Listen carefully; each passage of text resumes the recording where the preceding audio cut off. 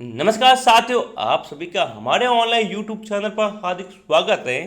प्रिय विद्यार्थियों, आज पढ़ेंगे आओ फिर से पढ़े राजस्थान, अपना नयो नवेलो राजस्थान। आज हम जिला दर्शन के अंतर्गत बालोतरा जिला की बात करने वाले हैं कि बालोतरा जिला क्यों प्रसिद्ध है, क्या है इसका भूगोल, क्या है इसका इतिहास, इसकी कला संस्कृति, सभी बातों पर हम आज बात करने वाले हैं। तो इस वीडियो को शुरू से लगाकर अंत तक आप पूरा देखें ताकि आपको नया जिला बालोतरा अच्छी तरह से समझ में आ जाए और एग्जाम में आने वाले जितने भी सवाल है बालोतरा जिले से आप अच्छी तरह से सही कर सकें। तो देखिए आज का अपना पूरा वीडियो बालोतरा जिला।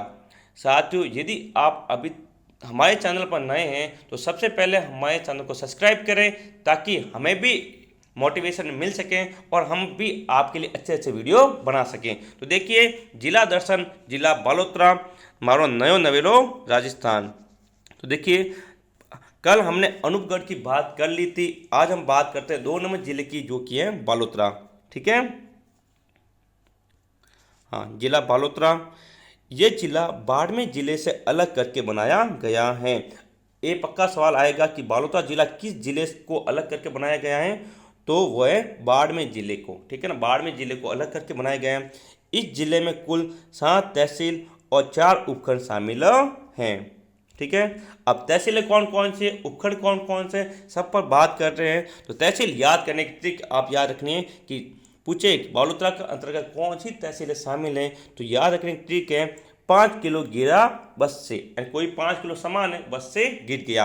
अब इसकी ट्रिक देखो, 5 से हो गया पचपदरा, क्या हो गया पचपदरा। ठीक है ना, ठीक है। किलो से क से हो गया कल्याणपुर, क्या हो गया कल्याणपुर। ठीक है ना, घी से हो गया गीड़ा, क्या हो गया गीड़ा। ठीक है ना, ब से हो गया बायतू, ब से हो गया बायतू।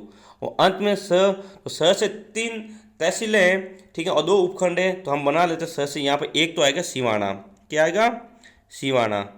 फिर दूसरा आएगा समदड़ी, समदड़ी। और अंत में आएगा वो आएगा सिंधड़ी, यहाँ पे मैं लिख देता हूँ सिंधड़ी। ठीक है ना, हाँ। तो अब इसकी बात हमने कर ली है, तो आपको याद होगा कि 5 किलो गिरा बस से। ठीक है, प से पचपदा, क से कल्याणपुर, घी से गीड़ा, ब से बायतू और स पे 3 है सिवाना, समदड़ी और सिंधड़ी। ठीक है ना, तो आपको याद हो चुका होगा। तो इस ट्रिक का आप स्क्रीनशॉट भी ले सकते हैं। ठीक है, तो चलते हैं हम आगे। तो देखिए, ये रहा अपना जिला बालोतरा। तो देखिए, यहाँ पर उपखंड के नाम लिखे हुए हैं और तहसीलें लिखी हुई हैं। बालोतरा उपखंड के अंतर्गत पचपदरा और कल्याणपुर 2 तहसीलों को शामिल किया गया है। सिवाना उपखंड के अंतर्गत सिवाना और समदड़ी 2 तहसील है और उपखंड कितना है दोनों का 1। अंत में बायतू, बायतू के अंतर्गत बायतू तहसील और गीड़ा तहसील को शामिल किया गया है। और सिंधड़ी उपखंड है, उसके अंतर्गत केवल सिंधड़ी एक ही तहसील को शामिल किया गया है।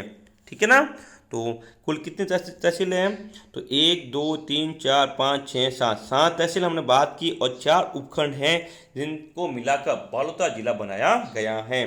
देखो यहाँ पे आपको पता है जो तहसील हो, जो उपखंड होता है वह तहसील भी होगी, ये आपको भी पता है। लेकिन जो तहसील हो वो उपखंड हो ये जरूरी नहीं है। यहाँ पे बालोतरा उपखंड है लेकिन तहसील नहीं है। ठीक है ना, हाँ। आगे चलते हैं, देखते हैं इसका नक्शा। तो देखिए, ये इसका बालोतरा का नक्शा है। बीच में जो आया हुआ है ये अपना बालोतरा है। ठीक है ना, ये बालोतरा दिया हुआ है। ठीक है ना, जो कि जिला मुख्यालय है। और इसके आसपास जो सभी जिले बने हुए हैं, गीड़ा, ये बायतू, फिर सिंधड़ी, सिवाना, समदड़ी, कल्याणपुर और अंत में पचपदरा और बालोतरा। ये पचपदरा और बालोतरा ये दोनों एक ही हैं। ठीक है ना, हाँ।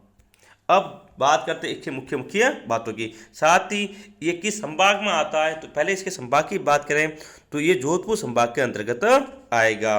जोधपुर संभाग के अंतर्गत कितने जिले आएंगे, तो बात करते हैं जोधपुर, फलोदी, जैसलमेर, बाड़मेर, बालोतरा और जोधपुर ग्रामीण, कुल 6 जिले जोधपुर संभाग के अंतर्गत आएंगे। देखो, एक तो जालोर और पाली, ठीक है ना, जालोर पाली को अब इसमें से बाहर निकाल दिया गया। पहले जालोर और पाली ये भी जोधपुर संभाग के अंतर्गत आते थे, लेकिन वर्तमान में नया पुनर्गठन किया गया है जिसके अंतर्गत जालोर और पाली को यहाँ से हटा दिया गया है। ठीक है, और ये 6 जिलों को रखा गया जो कि अपने जोधपुर संभाग के अंतर्गत आएंगे। तो बालोतरा का पूछा जाए किस संभाग में आएगा, तो ये आएगा जोधपुर संभाग के अंतर्गत। ठीक है, अब इसके तहसीलों की जो इसके उपखंड है उनकी मुख्य मुख्य बातों की हम यहाँ पर बात करते हैं। तो देखिए मुख्य बातें या मुख्य तथ्य। सबसे पहले पचपदरा झील, बहुत ही आपने नाम सुना भूगोल के अंतर्गत। जब भी आप जिले पढ़ते हैं तो पचपदरा जो खारे पानी की झील है, तो आप बात करते हैं पहले पचपदरा झील बाड़मेर में थी, लेकिन अब पचपदरा झील बालोतरा के अंतर्गत होगी। अच्छे से याद रखें, पचपदरा झील बालोतरा, यहाँ के नमक में NaCl की 98% मात्रा पाई जाती है। सबसे शुद्ध अच्छी क्वालिटी का जो नमक होता है वो होता है पचपदरा का झील का नमक। ठीक है, 98% इसके अंदर क्या पाई जाती है, NaCl की मात्रा पाई जाती है। लूणी नदी, समदड़ी लूणी नदी के किनारे पर बसा हुआ है। समदड़ी भी बसा हुआ है। इसके अलावा बालोतरा ठीक है, ये भी कहाँ पे, लूणी नदी के किनारे बसा हुआ है। जब नाग पहाड़ी अजमेर में ज़्यादा बरसात होती है तो सबसे पहले बालोतरा जिले में बाढ़ आने की क्या होती है, संभावना। क्यों, ठीक है ना, बाढ़ आने की सबसे ज़्यादा संभावना कहाँ होगी, बालोतरा के अंतर्गत होगी। आगे पचपदरा रिफाइनरी, साथ very very important, Pachpadra refinery पहले बाड़मेर में थी, अब आ गई है बालोतरा में। ठीक है ना, बालोतरा में आ गई। पचपदरा रिफाइनरी के अंतर्गत किसकी हिस्सेदारी है, तो देखिए राज्य सरकार तथा HPCL की 26:76% की हिस्सेदारी है। ठीक है ना, तो 26% तो राज्य का है और पीछे 76 जो 76% है वो HPCL का है। ठीक है, आगे चलते हैं, मुख्य तत्वों की बात करते हैं। तो देखो बालोतरा के आसपास एक स्थान है नाकोड़ा, ठीक है, जो कि बहुत प्रसिद्ध है। इसका प्राचीन नाम मेवा नगर है, या नाकोड़ा पर्वत भी स्थित है। उसके बाद जसोल, ठीक है, जसोल का नाम आपने कला संस्कृति के अंतर्गत पढ़ा होगा। ठीक है ना, तो यहाँ पर रानी भटियानी माता का प्रसिद्ध मंदिर है। तो याद रखना, रानी भटियानी माता का प्रसिद्ध मंदिर कहाँ पर है, जसोल बालोतरा जिला, पीछे याद रखना बालोतरा। अब बार बार बालोतरा पढ़ते रहें, आपको अच्छी तरह से ये याद हो जाएगा। वेरी इंपॉर्टेंट, बहुत बार एग्जाम में पूछा गया। तिलवाड़ा पशु मेला पहले बाड़मेर में था, अब आ चुका ये बालोतरा में। ठीक है ना, तिलवाड़ा पशु मेला। आगे ये लाइन भी आपने भूगोल में अवश्य पड़ी होगी। लूणी नदी का पानी बालोतरा तक मीठा रहता है, उसके बाद खारा हो जाता है। अब बालोतरा पहले बाड़मेर में था, लेकिन अब बालोतरा खुद एक जिला बन चुका है। ठीक है, आगे देखते हैं अगला सवाल। हाँ, मुख्य बातें, सिवाना जो कि अति महत्वपूर्ण है, वेरी वेरी इंपॉर्टेंट। इतिहास में इसका नाम आपने सुना होगा, इतिहास के अंतर्गत भूगोल के अंतर्गत सिवाना का नाम आपने हमेशा सुना होगा। यहाँ पर 10वीं शताब्दी में वीर नारायण पवार ने दुर्ग का निर्माण करवाया था। इसका प्राचीन नाम कुम्भटगढ़ था। साथियों वेरी वेरी इंपॉर्टेंट, कुम्भटगढ़ आज के प्राचीन नाम पूछे जाते हैं, तो कुम्भटगढ़ किसका नाम था, सिवाना दुर्ग का। अलाउद्दीन खिलजी ने सिवाना को जीत कर इसका नाम खैराबाद रखा था। वेरी वेरी इंपॉर्टेंट, ठीक है ना, ये अभी फर्स्ट गेट के अंदर पूछा गया था। ठीक है ना, अलाउद्दीन खिलजी ने किन किन जिलों का नाम परिवर्तन किया है, तो सिवाना का नाम परिवर्तन करके उन्होंने खैराबाद रखा था। और कब आक्रमण किया था,